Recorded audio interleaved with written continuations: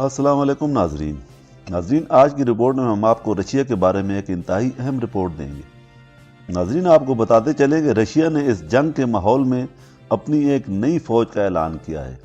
और Vladimir Putin ने कहा है कि ये फौज एटॉमिक बम को हमला करने या एटॉमिक बम को डिफेंस करने में इंतहाई माहिर है। व्लादिमीर पुतिन ने अपनी होने वाली एनुअल कॉन्फ्रेंस में इस बात को बयान किया है और उन्होंने कहा है कि ये अब तक की हमारी सबसे मजबूत, ताकतवर और इंतहाई खूनख्वार फोर्स है। दोस्तों, इस फोर्स का नाम स्ट्रेटेजिक डेटरेंस फोर्स रखा गया है। व्लादिमीर पुतिन का कहना है कि इस फौज का काम यह है, जो भी मुल्क उसके मुल्क पर एटॉमिक हमला करेगा तो ये फौज उससे पहले ही उसके हमले को नाकाम बनाकर उससे पहले उस पर हमला कर देगी। और ढके छुपे लफ्ज़ों में व्लादिमीर पुतिन ने अमेरिका को धमकी भी दी है। जैसा कि यूरो एशियन टाइम की रिपोर्ट के मुताबिक उन्होंने कहा है कि रशिया ने एक्टिवली थार्ड और पेट्रियाट के अगेंस्ट अपना एक सिस्टम डिप्लॉय कर दिया है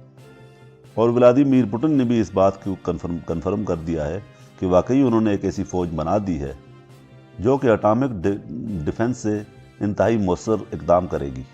और इस फौज की खासियत यह है कि ये डायरेक्टली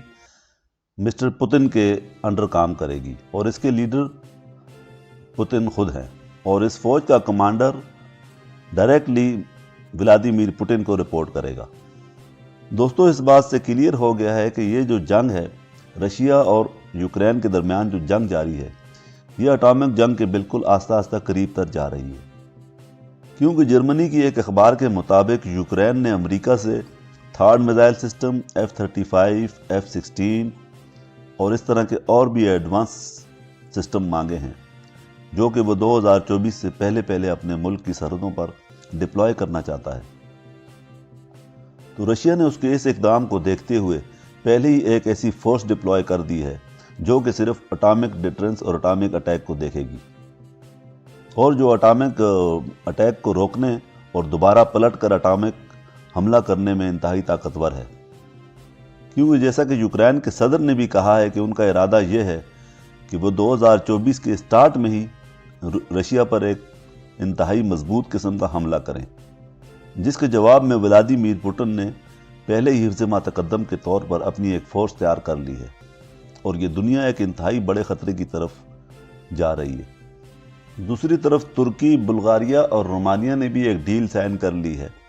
उस डील के मुताबिक रशिया और यूक्रेन ने जो वो कहते हैं कि हमारे समंदर के नीचे जो माइंस बिछाई हुई हैं, हम उन तमाम माइंस को ख़त्म कर देंगे और इन तीनों ममालिक ने उन माइंस को ख़त्म करने का काम शुरू कर दिया है। दूसरी तरफ जो G7 के ममालिक हैं, जिनमें Canada, France, Germany, Italy, Japan, United kingdom और यूनाइटेड स्टेट आते हैं, वो भी रशिया के मुकम्मल तौर पर ख़िलाफ़ हो चुके हैं और उन्होंने भी अपना एक एजेंडा ज़ाहिर किया है कि इन तमाम ममालिक में जहाँ जहाँ रशिया की प्रॉपर्टीज़ हैं, उन तमाम को ज़ब्त करके वो पैसा यूक्रेन को दे दिया जाए। ज़ाहिर है इस बात पर रशिया को गुस्सा तो आना ही था। रशिया ने बज़ाहिर इसके जवाब में कोई बयान तो नहीं दिया, हाँ, लेकिन उन्होंने अपने एटॉमिक बम से लैस कुछ जहाज़ समंदर से फ़िज़ा में उड़ाए हैं और छुपे अल्फाजों में ये धमकी दी है कि वो एटॉमिक हमला भी कर सकते हैं।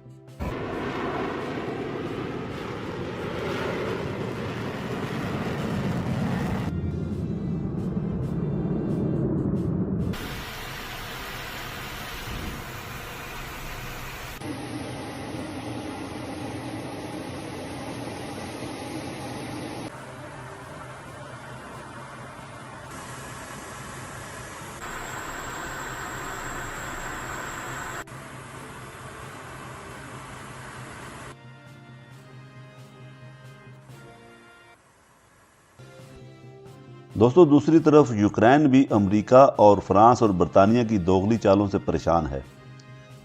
जैसा कि रशिया जो सबसे ज़्यादा मिसाइल इस्तेमाल कर रहा है उसका नाम है किंजल है, जो कि यूक्रेन पर अटैक किए जा रहे हैं और यूक्रेन ने जब उसकी तहकीक की और जांच पड़ताल की तो उसके अंदर से 100 से ज़्यादा पार्ट्स बरतानिया, फ्रांस और अमेरिका के मिले हैं और यूक्रेन को ये समझ ही नहीं आ रही कि अमेरिका उसका दोस्त है, ये यूरोपीय ममालिक उसके दोस्त हैं या दुश्मन। اور اب یوکرین پورے یورپ میں اس بات پر احتجاج کر رہا ہے کہ رشیا کی سب سے خطرناک میزائلوں میں جسے وہ یوکرین پر برسا رہا ہے اس میں جرمنی، فرانس، برطانیہ اور امریکہ کے اسپیئر یوز ہو رہے ہیں۔ ظاہر بات ہے امریکہ کی وہی چال ہے، ایک طرف وہ یوکرین کا دوست بنا ہوا ہے، دوسری طرف وہ رشیا کا دشمن تو وہ ہے ہی ہے۔ لیکن ایسے جنگ کے ماحول میں امریکہ کبھی بھی اپنا اسلحہ بیچنے سے باز نہیں آتا، اسے صرف ڈالر سے مطلب ہے۔ سیاست کی اس بساط میں امریکہ سب کو ایک مہرے کی طرح یوز کرتا ہے، یہ آپ سب کو معلوم ہے۔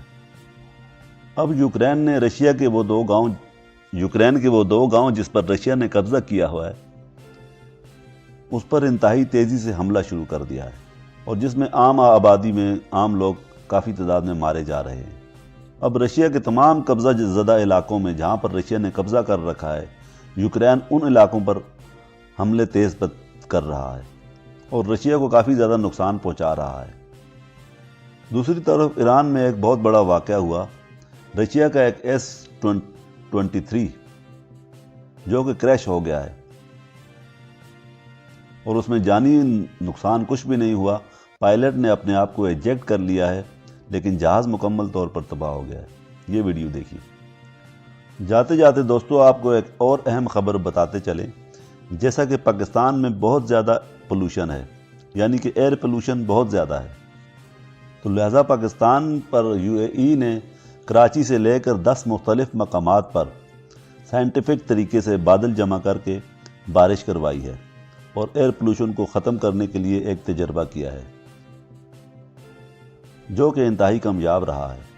اور یہ بارش کراچی اور اس کے گرد و نواح اور اس کے علاوہ 10 مقامات پر کی گئی ہے جو کہ انتہائی کامیابی سے کروا دی گئی ہے۔ دوستو اس کے ساتھ ہی اجازت دیجیے اور ہمارے چینل کو لائک اور سبسکرائب کیجیے اور بیل آئیکن کے بٹن کو لازمی پریس کریں تاکہ آنے والی ویڈیو کا نوٹیفیکیشن آپ کو مل سکے۔ ہم آپ کے ساتھ مکمل پروف کے ساتھ تمام خبریں شیئر کیا کریں گے۔ ملتے ہیں کسی نیکسٹ ویڈیو میں۔